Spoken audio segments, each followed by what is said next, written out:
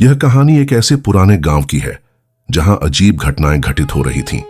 गांव के लोग कहते थे कि यहां रात को एक बुरी आत्मा घूमा करती थी। सबकी जिंदगी में एक समय ऐसा आता था जब उनका सामना उस आत्मा से होता। यह कहानी एक ऐसी ही आत्मा की है जो एक मंगलसूत्र की वजह से लौट आई थी। वह मंगलसूत्र कुछ ऐसा था जिसे कोई नहीं चाहता था। सुबह का समय था। छोटे से गांव के अंदर घरों के दरवाजे धीरे धीरे खुल रहे थे। सूरज की रोशनी मिट्टी पर बिखरी हुई थी, पर इस रोशनी के बीच कुछ ऐसा था जो सामान्य नहीं था। एक घर में एक औरत बैठी थी। उसका नाम सुमित्रा था। सुमित्रा अपनी जिंदगी के सबसे भयावह दिन का सामना करने वाली थी, पर उसे इसका आभास भी नहीं था। सुमित्रा, जो हाल ही में शादी करके अपने ससुराल आई थी, अब एक अजीब सी घबराहट महसूस कर रही थी। उसकी शादी के समय जो मंगलसूत्र उसे उसके सास ससुर ने दिया था, वही मंगलसूत्र उसकी जिंदगी में अजीब घटनाओं का कारण बन चुका था। सुमित्रा को पहले तो लगा कि ये सब सिर्फ एक संयोग है, लेकिन फिर जो हुआ उसने उसकी पूरी दुनिया ही पलट दी। मंगलसूत्र, जो एक प्रेम और स्नेह का प्रतीक था, अब एक डरावने और बुरे ताकत का प्रतीक बन चुका था। यह मंगलसूत्र एक रहस्य था जो वर्षों से एक महिला के खून से सना हुआ था। औरत की आत्मा उस मंगलसूत्र के साथ बंधी हुई थी, और हर बार जब यह मंगलसूत्र किसी और के पास जाता, उस आत्मा का भूत जाग उठता। सुमित्रा को जब यह सब समझ में आया तो उसका दिल कांपने लगा। एक रात जब वह अकेले अपने कमरे में बैठी थी, तो अचानक वह मंगलसूत्र जो उसने अपने गहनों की टोकरी में रखा था, अपने आप नीचे गिर गया। आवाज सुनकर सुमित्रा डर गई। उसने देखा कि मंगलसूत्र अब भी कांप रहा था, जैसे किसी ने उसे पकड़ा हो। इतना ही नहीं, उसे अचानक महसूस हुआ कि कोई उसकी पीठ के पास खड़ा है। सुमित्रा पलट कर देखती है, लेकिन वहां कोई नहीं था। लेकिन वही अजीब सी ठंडी हवा उसके चेहरे को छूने लगी। उसने फिर से मंगलसूत्र की ओर देखा, और इस बार वह पूरे कमरे में लुढ़कते हुए एक अंधेरे कोने में पहुंच गया। अब सुमित्रा को समझ में आ गया कि यह मंगलसूत्र एक भूतिया वस्तु थी, और उसके पास आते ही अजीब घटनाएं घटने लगी थीं। वह तुरंत अपने सास ससुर से मिली और इस बारे में बात की। उन्होंने उसे यह बताते हुए कहा कि यह मंगलसूत्र उनकी पुरानी पीढ़ी से था और उसके साथ जुड़ी कई अजीब घटनाएं हैं। तुम्हें इसे निकाल फेंक देना चाहिए। उसके ससुर ने गंभीरता से कहा, यह हमारे परिवार में एक शाप के रूप में आया था, और इससे बचने के लिए हमें इसकी शक्ति को तोड़ने की जरूरत है। सुमित्रा के दिल में डर और संकोच था, लेकिन फिर भी उसने तय किया कि वह इस मंगलसूत्र को किसी सुरक्षित स्थान पर रखेगी, ताकि उसकी जिंदगी में और बुराई ना हो।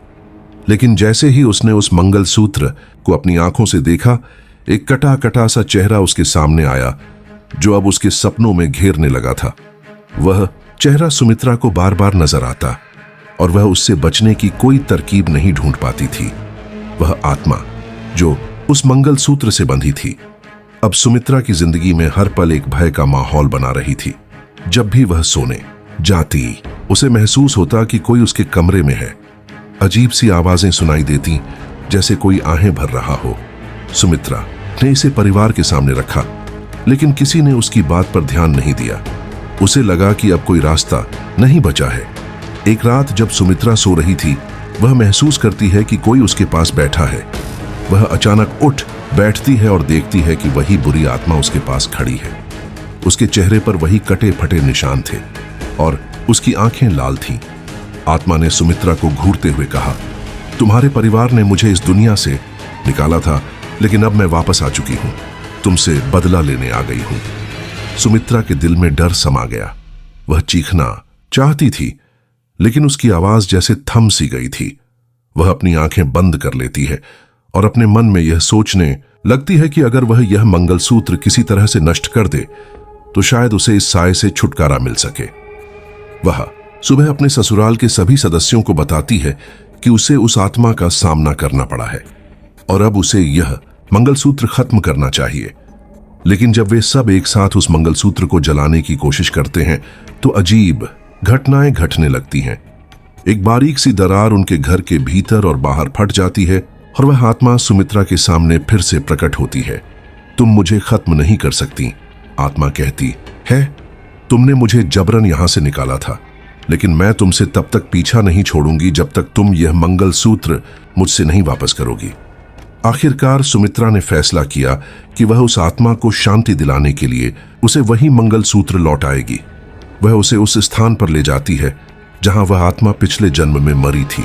और जैसे ही उसने वह मंगलसूत्र उस स्थान पर रख दिया, सब कुछ शांत हो गया। आत्मा ने सुमित्रा को धन्यवाद कहा और धीरे धीरे गायब हो गई।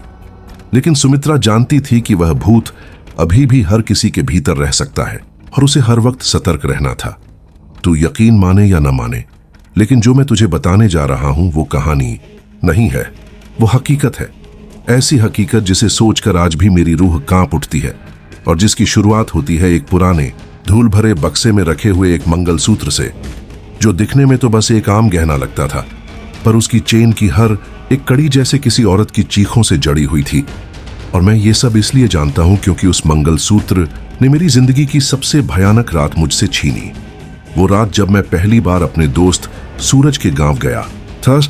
हाँ, वही सूरज जिसे तू भी जानता है, जो बड़ा हंसमुख और बातूनी था, पर जिसके चेहरे की हंसी उस रात के बाद हमेशा के लिए गायब हो गई थी।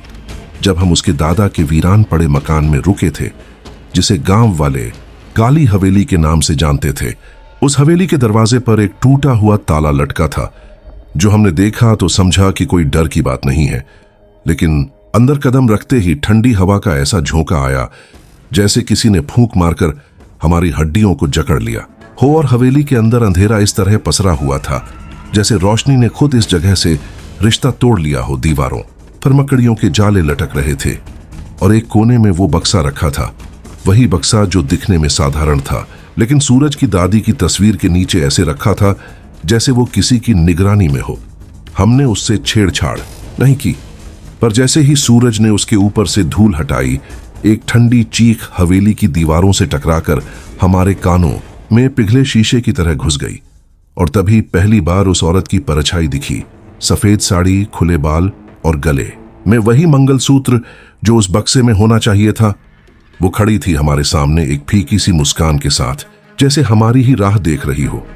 हमने समझा कोई भ्रम होगा, पर जैसे ही सूरज ने कहा, कुछ नहीं है भाई, ये सब दिमाग का वहम है, तभी वो परछाई हवा में गायब हो गई। पर हवेली की दीवारें फिर से कंपाने लगीं और उस बक्से से बाहर आती गई एक एक कहानी, जो हर उस इंसान की थी जो उस मंगलसूत्र को छू चुका था। वो औरत कभी गांव की बहू थी, रत्ना नाम था उसका, बेहद खूबसूरत, लेकिन उतनी ही अभागी, क्योंकि शादी के कुछ महीने बाद ही उसके पति की मौत हो गई थी।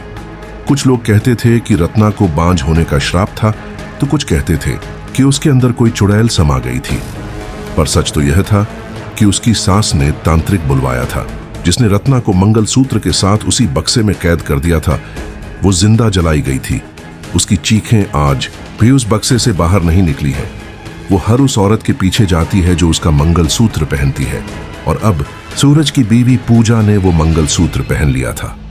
वो मंगलसूत्र जो पूजा को शादी की सालगिरह पर सूरज की मां ने दिया था, क्योंकि वो नहीं जानती थी कि यह वही श्रापित मंगलसूत्र है। और उसके पहनते ही पूजा की आंखें बदल गई थीं, उसके बोलने का तरीका, उसका चलना, यहां तक कि उसकी सांसों की आवाज भी किसी और जैसी हो गई थी। और जब पूजा ने एक रात बिना पलक झपकाए सूरज को घूरते हुए कहा, मैं लौट आई हूं, तो सूरज समझ गया कि उसकी बीवी अब वो नहीं रही। और यही वो रात थी जब मुझे सूरज का कॉल आया। वो कांप रही आवाज में सिर्फ इतना बोला, भाई वो पूजा नहीं है। मैं भागा भागा गांव पहुंचा। हवेली के पास ही उसका नया घर था, दरवाजा खुला हुआ था। अंदर अंधेरा और सन्नाटा, लेकिन उस सन्नाटे में मैं एक सिसकी सुन सकता था, जैसे कोई बहुत गहरे गड्ढे से रो रहा हो। जब मैं कमरे के अंदर गया तो देखा पूजा जमीन पर उलटे हाथ पैरों पर चल रही थी, जैसे इंसान नहीं बल्कि जानवर हो।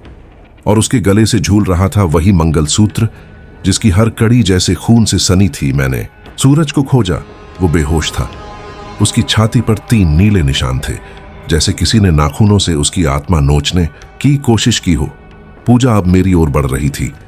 उसकी आंखों में रत्ना झांक रही थी। मैं पीछे हटा, पर जैसे ही मैंने उस बक्से की ओर देखा, वो खुला पड़ा था और उसकी खाली जगह में अब पूजा का चेहरा नजर आ रहा था, जैसे रत्ना ने अब नया शरीर ले लिया हो।